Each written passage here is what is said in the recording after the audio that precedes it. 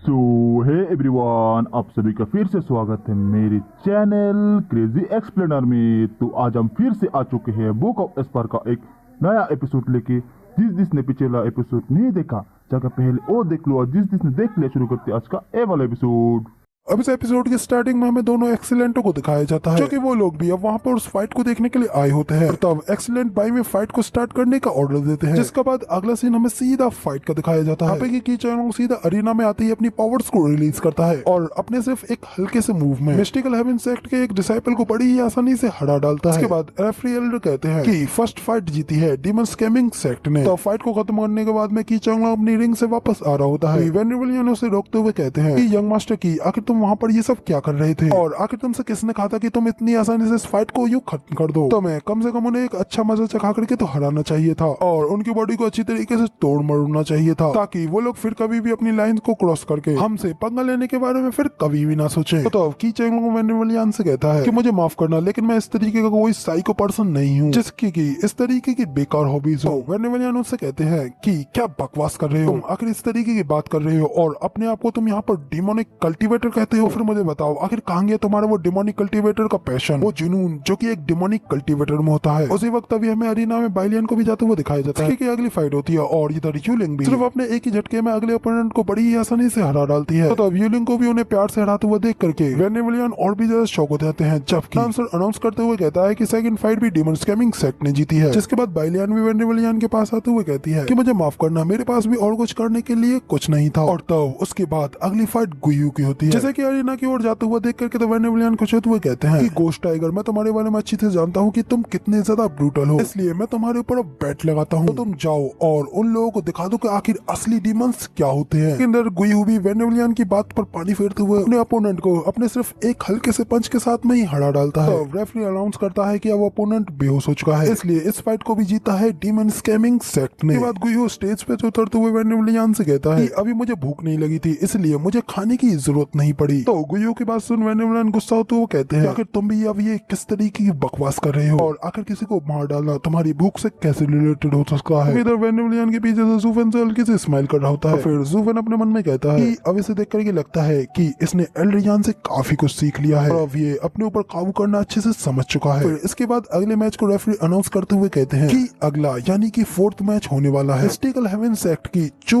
King चैन, जिसके के against है डीमन स्कैमिंग सेक्ट का ल्यूजी। तभी मिस्टिकल हेवन सेक्ट के एल्डर रेफरी एल्डर से रिक्वेस्ट करते हुए कहते हैं एल्डर, अब हमारा मिस्टिकल हेवन सेक्ट 4 वर्सेस 4 की रिक्वेस्ट करना चाहता है, जिसमें कि हमारे 4 डिसाइपल्स का ग्रुप डीमन स्कैमिंग सेक्ट के 4 डिसाइपल्स के साथ एक साथ फाइट लड़ेगा। तो उन एल्डर की बात सुनकर तो वेनरेबलियन हैरान होते हुए कहते हैं कि ये क्या कह रहा है, यह 4 वर्सेस 4 की फाइट लड़ना चाहता है, इसका मतलब तो ये है कि ये लोग जरूरी 4 लोगों की फॉर्मेशन का यूज करेंगे। तो तब इधर referee elder mystical heaven sect के एल्डर से पूछते हैं आखिर तुम लोगों की किस तरीके की फॉर्मेशन है, जल्दी से उसे डिक्लेयर करो। मिस्टिकल हेवन सेक्ट के एल्डर उस फॉर्मेशन की जानकारी की चिट्ठी देते हुए कहते हैं कि ये हमारी 4 एलिमेंट साइकिल अरे है, जैसे कि हमारे सेक्ट लीडर ने अपने हार्ड वर्क और हमारे सोइयों वेंडेवर और एल्डर्स की मदद से क्रिएट किया गया है। इसके अंदर पावर ऑफ वर्ल्ड की पावर को हार्नेस किया गया है, और उन एलिमेंट्स की पावर्स को चारों ओर दोषित बनाने के लिए विशेष एलिमेंटों का उपयोग किया गया है। इसलिए मैं रिक्वेस्ट करता हूँ कि हमारी 4 मेडन्स को इस स्पेशल और कॉन्स्टिट्यूशन प्रैक्टिस को करने के लिए केओस और यिन और यान को कंबाइन करना पड़ता है। जब वो चारों एक साथ मिलकर के इस फॉर्मेशन को बनाएंगे तो फिर तब कोई भी उन्हें नहीं रोक पाएगा। इधर रेफरी एल्डर भी उन एल्डर से उस चिट्ठी को ले जाते हुए दोनों एक्सीलेंट के सामने पेश करते हैं और कहते हैं एक्सीलेंटेड, अब मैं यहाँ पर सिर्फ और सिर्फ आपके ही ऑर्डर्स का इंतजार कर रहा हूँ। तो अब इसके बाद में फिर इधर उस चिट्ठी को सबसे पहले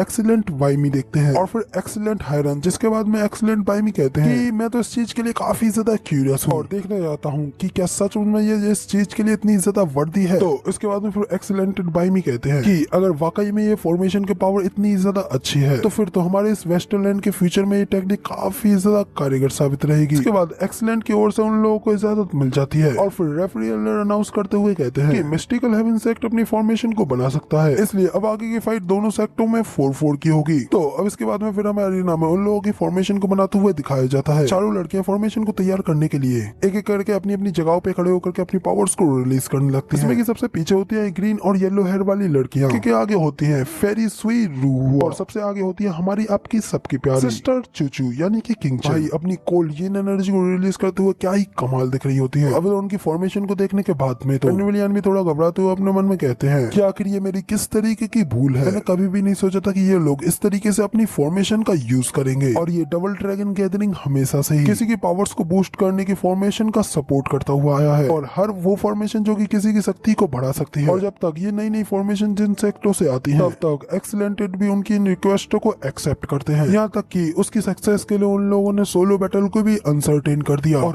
अब उससे भी अधिक अब अगर ये दूसरी टीम ये मैच जीत जाती है तो अब इस मैच के बाद में उन्हें 8 पॉइंट्स मिल जाएंगे। इसके बाद वो लोग ठीक हमारे बगल में हमारी बराबरी पढ़ा जाएंगे। तो अब मुझे समझ में आया कि ये बूढ़ा कमीना तब से ये सारी प्लानिंग को बना करके इस मूवमेंट के आने का इंतजार कर रहा था। अब इसके बाद में हमें स्टेज पर डीमन स्कैमिंग सेक्ट के लोगों को भी जाते हुए दिखाया जाता है, जिनमें कि उन सभी लोगों से पावरफुल होता है ल्यूजी।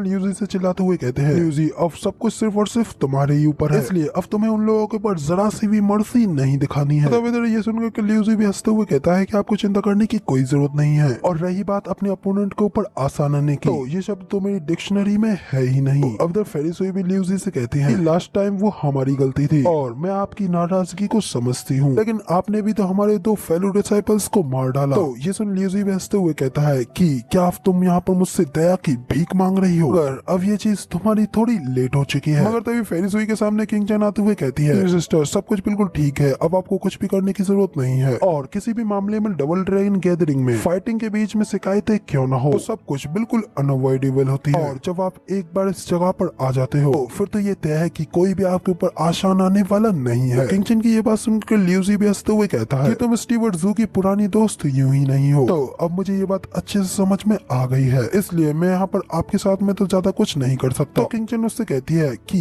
क्या तुम उससे डरते हो? अगर सब कुछ यहाँ पर ठीक है, मैंने ऑलरेडी उसके साथ में ये डिसाइड कर लिया है कि हम दोनों का ही अपना अपना एक जीवन है और हम लोग बिना पछतावे के उसे जरूर जिएंगे। तो सिस्टर की ये बात सुनकर के तो ल्यूजी थोड़ा हेजिटेट करते हुए एक बार मुड़ करके जूफेन की ओर देखता है, जहाँ पे कि भाई जूफेन से एकदम चुपचाप सीरियस तरीके से उसके पीछे खड़ा होता है। तो जूफेन के इस लुक को देखने के बाद में तो ल्यूजी घबराते हुए अपने मन में कहता है कि स्टीवर्ट जू को अभी देख करके ऐसा नहीं लग रहा है कि स्टीवर्ट जू को भी अभी इसकी इतनी ज्यादा परवाह है। तो फिर अब ये बात मुझे बिल्कुल ठीक लग रही है। इसके बाद फिर वो किंग चैन से कहता है कि तो फिर ठीक है, अगर ऐसी बात है तो मुझे तुम्हें डिस्ट्रॉय करने के लिए बिल्कुल भी ब्लेम मत करना। तो कहते हैं फिर ल्यूजी चारों ओर उस अरीना में अपनी एसिड स्मोक को फैलाने लगता है, जो कि काफी ज्यादा जहरीली भी होती है। करके तो फेरिसोई भी अपनी चारों लड़कियों से चिल्लाते हुए कहती है, बंदा अब अपने सोल अटैक का यूज कर रहा है, इसलिए जल्दी से फॉर्मेशन को तैयार करो। तो फेरिसोई की बात सुन करके सभी लड़कियां अपनी अपनी तलवारों को हाथ में उठाती हैं और अपनी उस स्पेशल फॉर्मेशन को एक्टिवेट कर देती हैं, जहाँ पे कि सिस्टर चुचू भी सबसे आगे खड़े होकर के इस फॉर्मेशन को अपनी कोल्ड यिन एनर्जी के साथ में कंप्लीट कर देती है, जिसकी वजह से उन चारों लड़कियों के ऊपर एक काफी ज्यादा पावरफुल गोल्डन कलर का बैरियर एक्टिवेट हो जाता है, लेकिन ल्यूजी का पॉइजनस स्मोक भी भेद नहीं पाता। और जैसे जैसे वो स्मोक बैरियर से टच होता जाता है, ऐसे ही ल्यूजी का स्मोक डिसअपीयर होने लगता है। तो अपने स्मोक को इस तरीके से डिसअपीयर होते हुए देख करके तो ल्यूजी भी काफी ज्यादा शॉक हो जाता है, जबकि एक्सीलेंट भाई भी काफी ज्यादा खुश होते हुए कहते हैं कि ये तो सच में काफी ज्यादा इंटरेस्टिंग है। और तभी हमें उन सभी लोगों के पीछे खड़े जूफेन को भी दिखाया जाता है, क्योंकि वहाँ पर अपनी गोल्डन आइज को एक्टिवेट करते हुए उन्हीं लोगों को देख रहा होता है। और फिर जूफेन अपनी गोल्डन आइज को फिर से डीएक्टिवेट कर लेता है। फिर हमें जूफेन की ओर दिखाया जाता है, जो कि काफी ज्यादा सीरियस होते हुए आंखों में हल्के से किलिंग इंटेंट को रिलीज करते हुए अपने मन में कहता है, डैम ल्यूजी, तुमने लगभग अपने कदम को आगे बढ़ा ही लिया, और आखिर तुम्हारी ये करने की हिम्मत कैसे हुई? फेरिसोई और किंग चैन को दिखाया जाता है, जो कि अपने कोल्ड लुक के साथ में ही ल्यूजी को घूर रही होती हैं। और तभी चारों लड़कियां अपनी अपनी स्वॉर्ड्स को ऊपर उठाती हैं, जिनके के अंदर से उन चारों की एलिमेंटल एनर्जी निकल रही होती है और उन चारों की पावर्स एक जगह पर कंबाइन हो रही होती हैं, जो देख करके तो ल्यूजी को भी काफी अजीब सा सेंस होने लगता है। उसे थोड़ा डर का एहसास होने लगता है और वो अपने मन में कहता है कि ये सेंस, ये तो डेंजर की सेंस है, लेकिन क्या सच में ये चारों मिलकर के मुझे डरा सकती हैं? मगर आखिर ऐसा कैसे हो सकता है? आखिर मुझे इस तरीके की सेंसेशन क्यों फील हो रही हैं? मैं अभी इस समय इथेरियल स्टेज पर हूँ, इसलिए यहाँ पर तुम लड़कियों का मुझसे कोई मुकाबला नहीं है। इतना कहते ही ल्यूजी अपनी प्रोफाउंड रैंक मार्शल आर्ट का यूज करता है, जिस वजह से फिर से उसकी ग्रीन स्मोक उसे चारों ओर से घेर लेती है। जबकि ल्यूजी के इस अटैक को प्रिपेयर करता हुआ देख करके फेरिसोई और येलो हेयर वाली लड़की भी काफी ज्यादा घबरा जाती है, लेकिन तभी ल्यूजी उन लोगों के ऊपर अपनी पॉइजन मिस्ट स्टॉर्म के साथ में अटैक कर देता है, जिसमें कि उसकी पॉइजनस धुंध का बवंडर सीधा किंग चैन और उसके सभी साथियों के ऊपर ही आ रहा होता होता है। तो अब ल्यूसी के उस अटैक का सामना करने के लिए सिस्टर चूचू सभी लड़कियों से कहती है कि लड़कियों अब जल्दी से अपने अपने एलिमेंट्स को कंबाइन करो। तब वो तीनों लड़के अपने अपने एलिमेंट्स की पावर को रिलीज करती हैं और फिर वो तीनों ही अपनी अपनी पावर्स को सिस्टर चूचू की बॉडी में ट्रांसफर करने लगती हैं। तो फिर सिस्टर चूचू भी अपनी पावर्स को रिलीज करती है और तो उनकी कोल्ड एनर्जी काफी ज्यादा पावरफुल होने लगती है। जिसके बाद फिर किंग चन अपनी स्वॉर्ड को ऊपर उठाती है। फिर किंग चन की स्वॉर्ड से क्या ही खतरनाक एनर्जी रिलीज होने लगती है। इसके बाद किंग चन अपनी स्वॉर्ड से अपना एक special attack moon cutting cold edge का यूज करते हुए ल्यूसी के ऊपर एक जबरदस्त अटैक कर देती है। और तो फिर उनके अटैक की वजह से सिस्टर चूचू का अटैक ल्यूसी के बवंडर को ही नहीं काटता बल्कि वो नीचे की जमीन को काटते हुए सीधा ल्यूसी के ऊपर अटैक करने के लिए आगे बढ़ रहा होता है। और फिर अगले सीन में दिखाया जाता है कि वो अटैक सीधा ल्यूसी से जाकर के टकराता है और तो वहाँ पर एक जबरदस्त धमाका होता है जिसकी की फोर्स का ही इम्पैक्ट इतना ज्यादा होता है। साइड पर खड़े यूए टाइइंग गैंगर तीनों के तीनों ही उस प्रेशर को नहीं संभाल पाते और पीछे की ओर जाकर के गिरते हैं। जबकि वेनेवलियन गुस्से में दांत पीसते हुए कहते हैं कि मुझे पता था कि ये साले तीनों ही स्टेज पर बिल्कुल यूजलेस होंगे, मगर मैंने ये एक्सपेक्ट नहीं किया था कि ये इतने ज्यादा बेवकूफ होंगे कि अपने आप को स्टेज पर ढंग से खड़ा भी नहीं रख पाएंगे। ज़ूफ़ेन अगर उनकी जगह पर तुम वहाँ होते तो मेरे ख्याल से काफी ज्यादा अच्छा होता। तो ज़ूफ़ेन वेनेवलियन से कहता है कि थैंक गॉड मैं वहाँ पर नहीं था। तो वेनेवलियन गुस्से में ज़ूफ़ेन से कहते हैं तुम बेवकूफ प्यार में पड़े हुए लड़के, तो अब मैं समझा अच्छा ही रहेगा कि तुम वहाँ स्टेज पर ना जाओ, वरना अगर वहाँ ऊपर तुम स्टेज पर गए होते तो अब तक तो तुम उसकी वजह से हार मान चुके होते। और धमाके के झड़ने के बाद में स्टेज पर से धुआं हटता है और हमें ल्यूसी को दिखाया जाता है जिसने कि उस अटैक को झेल तो लिया होता है लेकिन वो भी थोड़ा घायल होकर के नीचे जमीन पर गिर गया होता है। लेकिन इस वजह से वो काफी ज्यादा गुस्सा हो जाता है और गुस्से में अपने सामने की ओर उन लड़कियों की ओर घूरने लगता है। तभी हमें दूर छत की बेलकनी में वोकिंग यानवो वगैरह उन सबको दिखाया जाता है कि वो भी ल्यूसी की इस हालत को देख रहे होते हैं। और फिर ये सब देखते हुए वोकिंग कहता है कि 4 एलिमेंट साइकिल अरे ब्लेंड्स प्राइम केओस एंड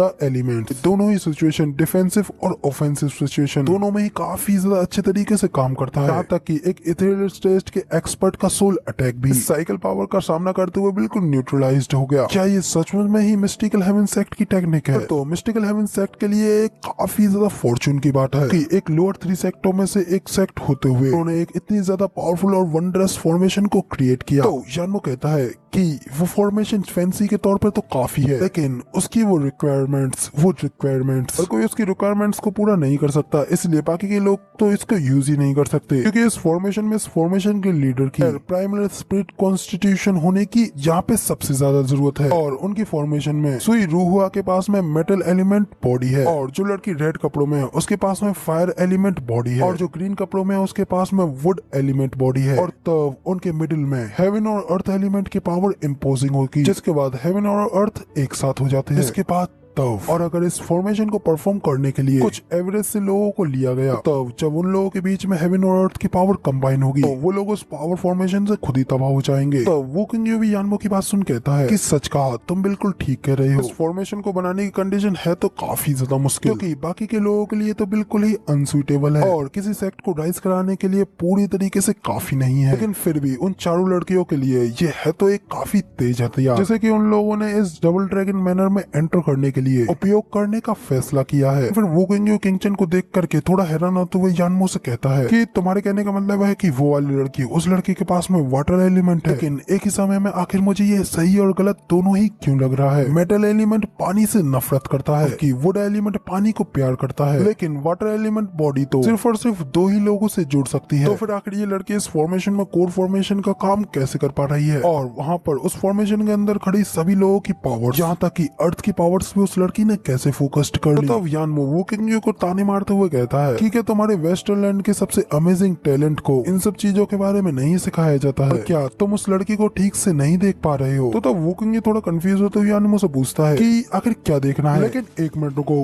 क्या तुमने उसके अंदर कुछ देखा है? यानवो बताता है कि हाँ ऑफ कोर्स मैंने ये देखा है कि उस लड़की के अंदर कोई भी वाटर एलिमेंट बॉडी नहीं है, कि उसकी फिजिक वॉइड स्पिरिट की है जिसकी वजह से वो हर एक एलिमेंट के कल्टीवेशन मेथड को यूज कर सकती है और उसने अभी सिर्फ वाटर कल्टीवेशन मेथड को ही प्रैक्टिस किया है ताकि ये उस फॉर्मेशन में काम आ सके। तो यानवो की ये बात सुनकर तो वोकिंग और भी ज्यादा हैरान हो जाता है और शौक होते हुए कहता है कि तुम्हारे कहने का मतलब ये है कि लड़की के पास में the legendary support constitution void spirit physique है। ओ तो अब जाकर के मुझे समझ में आया। मैं तब से यही सोच रहा था कि आखिर ये फॉर्मेशन इतनी ज्यादा स्ट्रॉन्ग कैसे हो सकती है, लेकिन अब पता चला ये फॉर्मेशन तो सिर्फ और सिर्फ उसकी ही वजह से इतनी ज्यादा पावरफुल है और वॉइड स्पिरिट फिजिक के के बारे में रूमर्स के हिसाब से वो किसी को भी हर एक टाइप की अलग अलग एनर्जी को ट्रांसफॉर्म कर सकती है, और ये कॉन्स्टिट्यूशन तो उसका सबसे क्लोजली प्राइमल है। सचमुच फिर तो ये एक रियल मेडिकल है, एक इतनी ज्यादा अमेजिंग फिजिक, यानी वो जैसे लोअर 3 सेक्टों में से निकली है। लेकिन फिर ये लड़की तो किसी भी सेक्ट के सेक्ट लीडर की सबसे प्रिय डिसाइपल होगी। अभी उन लोगों की साइड पे खड़ा ये लिंक जोर जोरों से हंसते हुए कहता है कि उसकी रेयर बॉडी इंडीड तो काफी है, लेकिन स्टिल अभी भी काफी ज्यादा वीक है, और हम जैसे अकेले भेड़ियों के लिए वो भी किसी अन्य व्यक्ति की तरह ही बिल्कुल एवरेज है। लेकिन जब एक बार वो थोड़ी मजबूत हो जाएगी तो तब हम देखेंगे कि क्या वो एक अच्छी प्रतिद्वंदी बन पाएगी कि नहीं। तो तभी यानमो भी बीच में कहता है मगर लेकिन इस तरीके की रेयर बॉडी के साथ में डुअल कल्टीवेशन करने से तुम्हारी कल्टीवेशन एक काफी सा ऊंची उड़ान भरने लगेगी। तो यानमो की ये बात सुन ये लिंक कहता है कि परिभाषा के हिसाब से डुअल कल्टीवेशन 2 हिस्सों से आती है, एक जो अपना नहीं है और ना ही वो कभी अपना होगा, और ये चीज बिल्कुल फ्लैट है, और हेवन जाने के 10 मार्गों में से कोई भी डुअल कल्टीवेशन के ऊपर निर्भर नहीं करता है, और जैसे ही कोई ऐसा करता है वो तभी अपने उस मार्ग से भटक जाता है। बाइलिन की ये बात सुन यानमो से पूछता है कि आखिर तुम कौन से 10 हेवन के पाथों के बारे में बात कर रहे हो। तो बाइलिन कहता है कि आपके लिए चिंता करने के लिए समय नहीं है, वो लोग 10 एंशिएंट सोवेरियंस थे, और मेरे ख्याल से श्योरली तुम लोगों ने शायद ही उनके बारे में कभी सुना होगा। हाँ, लेकिन छोड़ो इस बात को, और क्योंकि अभी आपका ध्यान अभी इस समय सिर्फ और सिर्फ शक्ति के ऊपर है, इसलिए इस रास्ते के एंड पर परस्यूम होने वाले सिर्फ और सिर्फ यहाँ पर मैं और वो ही है, बिल्कुल ठीक मेरे सामने का वो लड़का ज़ू फैन, और इस पूरे एंटायर कॉन्टिनेंट पर सिर्फ और सिर्फ हम दोनों ही उस जगह के बारे में जानते हैं और उस दिशा के ऊपर आगे बढ़ने के लिए काम कर रहे हैं। इसी के साथ में हमें अगला सीन एक्सीलेंटो का दिखाया जाता है, यहाँ पे कि उनके हाथ में एक पर्चा होता है जिसके के अंदर उन्होंने एक नाम ज़ू फैन और एक नाम किंग चैन का लिखा होता है। एक्सीलेंट हायरन एक्सीलेंट वाइमी से कहते हैं, वाइमी उस लड़की के अंदर तो कोई भी वाटर एलिमेंट नहीं है, मगर उसके पास में तो लेजेंडरी वॉइड स्पिरिट फिजिक है, एक वॉइड स्पिरिट फिजिक जो की हर प्रकार की एनर्जी को कंटेन करके रखती है, वरना तो इस फॉर्मेशन के अंदर से इस तरीके की एनर्जी को रिलीज कर पाना नेचुरली पॉसिबल नहीं हो पाता। एक्सीलेंट भाई भी कहते हैं कि हाँ, अगर दूसरे शब्दों में कहें तो इस फॉर्मेशन का इतना ज्यादा पावरफुल होने का कारण के अंदर के वो एलिमेंट्स नहीं है बल्कि वो लड़की है, और मैं तो अब इस बात से काफी ज्यादा आश्चर्य हूँ आखिर मिस्टिकल हेवन सेक्ट ने उस लड़की को कहाँ से ढूंढ लिया। एक्सीलेंट भाई भी कहते हैं कि हाँ, चू किंग चंग सचमुच में एक ट्रू रेयरिटी है, लेकिन बाकी की ये तीनों लड़कियां भी काफी ज्यादा रेयर है, और अब क्योंकि इस फॉर्मेशन के लिए उन सभी की जरूरत है तो इसलिए अब हम इन सभी को एक्सेप्ट करते हैं। इधर तभी अगला सीन वापस से फाइट का दिखाया जाता है, यहाँ पे कि अटैक से हिट होने के बाद में लियूजी फिर से खड़ा होता है और फिर अपने आप को संभालते हुए अपने मन में कहता है कि इस फॉर्मेशन के अंदर से आई सारी की सारी एनर्जी डायरेक्टली मेरे ऊपर चू किंग चैन की ओर से आई थी। तो यहाँ पर ये बात तो बिल्कुल प्रूव्ड है कि इस फॉर्मेशन की आई यही चू किंग चैन है। तो ये सब सोचते हुए फिर लियूजी गुस्से में अपने दांत पीसता है और फिर सीधा फॉर्मेशन और किंग चैन के ऊपर अटैक करने के लिए अपनी शोल फॉर्मेशन को शमन करता है, जो कि पता नहीं किसी अजीब तरीके की जहरीले कीड़े की टाइप की होती है। इसी के साथ में हमें बताया जाता है कि अब ल्यूजी एक्शन को लेने के लिए तैयार है। तो क्या इसका मतलब वो उसे मारना चाहता है? कि देख करके सिस्टर चूचू और उनकी बाकी की तीनों लड़कियां भी काफी ज्यादा सीरियस हो जाती हैं, लेकिन अब भी वो ल्यूजी का सामना करने के लिए पूरी तरीके से तैयार खड़ी होती है। उनकी इतनी ज्यादा हिम्मत को देख करके तो ल्यूजी फिर से काफी ज्यादा शॉक हो जाता है और फिर अपनी उस स्पाइडर सोल बॉडी का यूज करते हुए उनके ऊपर उस स्पाइडर के जाल से अटैक करता है। तो वो जाल भी बड़ी तेजी से उन लोगों की ओर जाने लगता है, जबकि उससे बचने के लिए उन्होंने फिर से अपने बैरियर को एक्टिवेट कर लिया होता है। लेकिन ल्यूजी के उन लोगों के ऊपर इतने ज्यादा खतरनाक अटैक को चलता हुआ देख करके यूफेन तो अपने मन में काफी ज्यादा गुस्से में ल्यूजी के लिए कहता है, तुम बास्टर्ड ल्यूजी, अब तुम कुछ ज्यादा ही कर रहे हो। अब तुम इस फॉर्मेशन के बैरियर को तोड़ने की कोशिश कर रहे हो और वो भी अपनी इस एब्सोल्यूट पावर के साथ में। तो अब इधर वो जाल चारों तरफ से उनके उस बैरियर को घेर लेता है, जबकि सिस्टर जो तीनों एलिमेंट को फिर से अपनी बॉडी में मर्ज करती हैं और फिर उन तीनों की पावर्स को अपनी बॉडी में कंडेंस करके वो उस जाल के ऊपर फिर से अपना एक खतरनाक स्वॉर्ड स्लैश लगाती हैं। तभी सिस्टर जुजू का वो बड़ा सा स्लैश बड़ी तेजी से उस सारे जाल को काटता हुआ जाता है और उस जाल के सारे धागे टूट करके बिखरने लगते हैं। लेकिन फिर वो जाल टूट कर फिर से मिस्ट में बदलने लगता है और वो सारा धुआं, वो मिस्ट सारी की सारी उनके बैरियर के ऊपर ही गिरने लगती है, जिसे देख करके तो बाकी की तीनों लड़कियां और भी ज्यादा हैरान होने लगती हैं। जबकि इधर सिस्टर चुचू को भी कुछ भी समझ में नहीं आ रहा होता है कि आखिर अब इधर क्या चल रहा है, मगर तभी वो मिस्ट छोटे छोटे स्पाइडर में कन्वर्ट होती है और फिर वो छोटे छोटे स्पाइडर फिर से उनके पूरे बैरियर को घेर लेते हैं, जो देख करके तो सिस्टर चुचू भी शॉक होते हुए कहती है कि ये तो काफी ज्यादा डेंजर है। तभी उन लोगों को अपने जाल में फंसता हुआ देख करके ल्यूसी तो जोर जोर से हंसते हुए कहता है कि अब तुम सब मरो। इसी के साथ में फिर वो अपना अटैक सोल पॉइजन एक्सप्लोजन का यूज करता है और तभी वो सारे के सारे स्पाइडर एक ही बार में उस बैरियर के ऊपर फट जाते हैं और वहाँ पे ल्यूसी के सामने एक जोरदार धमाका होता है जो देख करके तो ज़ूफेन भी काफी ज्यादा शॉक हो जाता है और उसकी भी आंखें खुली की खुली रह जाती है। मिस्टिकल हेवन सेक्ट के एलर और यंग मास्टर काफी ज्यादा परेशान हो जाते हैं और सिस्टर जुजू के लिए घबराते हुए किंग चेन को आवाज लगाते हैं और तभी हमें अरीना की ओर दिखाया जाता है। उस ब्लास्ट के होने के बाद में वहाँ पे चारों ओर धुआं धुआं फैल जाता है जबकि इधर हमें वो किंग की ओर दिखाया जाता है। फिर वो भी उस अटैक को देखते हुए कहता है कि ल्यूसी की आंखें तो सच में काफी ज्यादा तेज निकली। उसने एक्चुअली में फॉर्मेशन की वीकनेस को काफी जल्दी ढूंढ लिया और वो फॉर्मेशन अपने आप ही पावर ऑफ द वर्ल्ड की पावर का यूज कर रही थी और देखने में हर एक मायने में बिल्कुल परफेक्ट थी, लेकिन उसे बनाए रखने के लिए फॉर्मेशन के चारों मेंबर्स की एक साथ जरूरत होती है ताकि उन सभी की पावर्स मर्ज होकर के एक के अंदर जा सके। और ल्यूसी ने जो किया उस ब्लास्ट के बाद में वो फॉर्मेशन भी उस स्नेक अटैक के साथ में टूट गई। तो अब इधर हमें ल्यूसी की ओर भी दिखाया जाता है। तो अब इधर ल्यूसी भी उस बैरियर को टूटते हुए देखने के बाद में खुश होकर के चैन की सांस लेते हुए कहता है, उफ, इन लड़कियों को जिन्होंने तो एकजुट होकर के सच में मुझे काफी ज्यादा परेशान कर दिया था। इधर ल्यूसी ये सब सोच रहा होता है कि तभी धुएं में से कोई बड़ी तेजी से बाहर निकलता है और तभी हमें दिखाया जाता है कि एक स्वॉर्ड सीधा ल्यूसी के गले पर रख दी गई होती है जिसे देख करके तो ल्यूसी की भी आंखें खुली की खुली रह जाती हैं और वो काफी ज्यादा शॉक हो गया होता है जबकि वेनिवलियन और वेनिवल गुई की भी शॉक के मारे आंखें खुली की खुली रह गई होती है। और न सिर्फ वो लोग बल्कि मिस्टिकल हेवन सेक्ट के एल्डर भी काफी ज्यादा हैरान हो गए होते हैं। इधर वू किंग और यानमो भी शॉक होते हैं जबकि बाइलिन तो सिस्टर चुचू के इस अटैक से इम्प्रेस होकर काफी ज्यादा खुश हो गया होता है जबकि एक्सीलेंट बाइमी भी ये देख कहते हैं कि ये तो काफी ज्यादा इनक्रेडिबल है कि कैसे उस लड़की ने अकेले ही इस पूरे वर्ल्ड की एनर्जी को अपने कंट्रोल में कर लिया। तो एक्सीलेंटेड हायरन भी कहते हैं कि हाँ बिल्कुल सही, वो लड़की अभी भी सिर्फ रेडिएंट स्टेज पर है लेकिन फिर भी उसकी स्ट्रेंथ के ऊपर काफी अच्छा कंट्रोल है। सच में ये लड़की तो काफी ज्यादा अद्भुत है। इधर तभी हमें दिखाया जाता है कि ल्यूसी के गले पर वो स्वॉर्ड हमारी सिस्टर चुचू ने रखी होती है जिनकी की पूरी बॉडी से अपना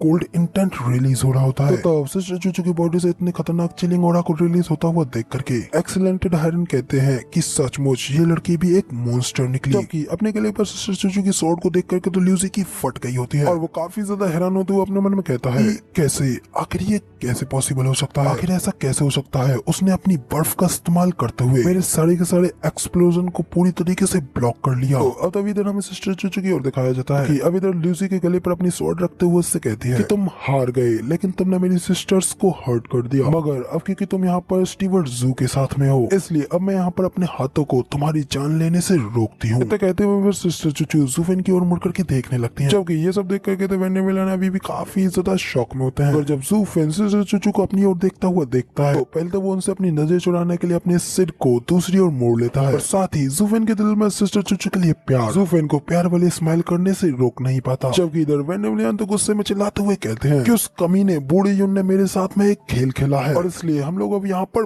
बराबरी पर आ गए हैं। लगता है कि किस्मत हमारे साथ में नहीं थी। यहाँ पे हमारे पास हमारी टीम में पूरे 6 लोग इथेरियल स्टेज पर थे लेकिन फिर भी उन चारों लड़कियों से फाइट करने के लिए सिर्फ एक का ही नंबर लगा। लेकिन अगर इस मैच में एक और कोई इथेरियल स्टेज का एक्सपर्ट गया होता तो मुझे पक्का यकीन है कि इन लड़कियों की जीतने की कोई उम्मीद नहीं रहती। जबकि ज़ूफेन उन्हें शांत कराते हुए कहता है, फाइंड यांग, धैर्य भी एक वेपन ही है। उन लोगों के पास में सब कुछ था, बस कमी थी तो किस्मत की, और अब जब किस्मत ने ही हमारे अपोनेंट्स का साथ दिया तो अब कुछ भी नहीं किया जा सकता। ज़ूफेन की ये बात सुन वेनिवलियन गुस्से में अपने दांत पीसते हुए उसे कहते हैं कि मुझे पहले ही पता था, तुम तो शुरू से ही ये चाहते थे ना कि हम लोग इस राउंड को बिल्कुल भी ना जीते। तो ज़ूफेन कहता है कि आखिर इसमें कौन सी बड़ी बात है, हमारे पास में अभी भी एक और टीम मैच है जिसमें कि हम लोग श्योरली जीतने ही वाले हैं। तो वेनिवलियन गुस्से में कहते हैं कि मैं इन कमीने मिस्टिकल हेवन सेक्ट से बिल्कुल भी टाई नहीं होने देना चाहता और ना ही अपने रिवॉर्ड्स को उनके साथ में बिल्कुल भी बांटना चाहता हूँ। तो वेनिवलियन की ये बात सुनकर तो ज़ूफेन उनकी बात का आगे कोई जवाब नहीं देता और सिर्फ अपने मन में कहता है कि तुम सच में काफी ज्यादा पैटी हो। इधर तभी हमें वापस से अरीना का सीन दिखाया जाता है जहाँ पे कि रेफरी उन लोगों के पास आते हुए अनाउंस करते हुए कहते हैं कि इस बार 4th इंडिविजुअल फाइट को जीता है मिस्टिकल हेवन सेक्ट ने, इसलिए इस राउंड की विनर मिस्टिकल हेवन सेक्ट है। तो अब ये सुनकर तो फिर सिस्टर चुचू भी एक चैन की सांस लेती है और अपनी स्वॉर्ड को ल्यूसी के गले से हटा लेती है जबकि अपने आप को इस तरीके से हारता हुआ देख करके ल्यूसी तो गुस्से में बुरी तरीके से भड़क गया होता है। गुस्से में सिस्टर चूचू को जाता हुआ देख रहा होता है, मगर फिर साथ ही ल्यूजी स्नेक अटैक करते हुए सिस्टर चूचू के पीठ पर एक जोरदार अटैक कर देता है, जिसके बारे में सिस्टर चूचू को पहले कुछ भी नहीं पता था और वो सीधा उससे हिट हो जाती है। तो अब द किंग चैन को इस तरीके से हिट होता हुआ देख करके तो फेरी सुई और येलो हेयर वाली लड़की भी काफी ज्यादा शॉक हो गई होती है और किंग चैन के लिए परेशान होते हुए उसको आवाज लगाती है। लेकिन इसी सीन के साथ में हमारा ये वाला एपिसोड कंप्लीट हो जाता है और अब अगले हफ्ते में ही आप लोगों को पता चलेगा कि अब इस गलती को करने के बाद में ल्यूजी की क्या हालत होने वाली है और क्या ज़ू फैन ल्यूजी को इसके लिए माफ करेगा कि नहीं। कमेंट करके जरूर बताना। चैनल को भी लाइक कमेंट सब्सक्राइब सब कुछ करके जाना। Thank you.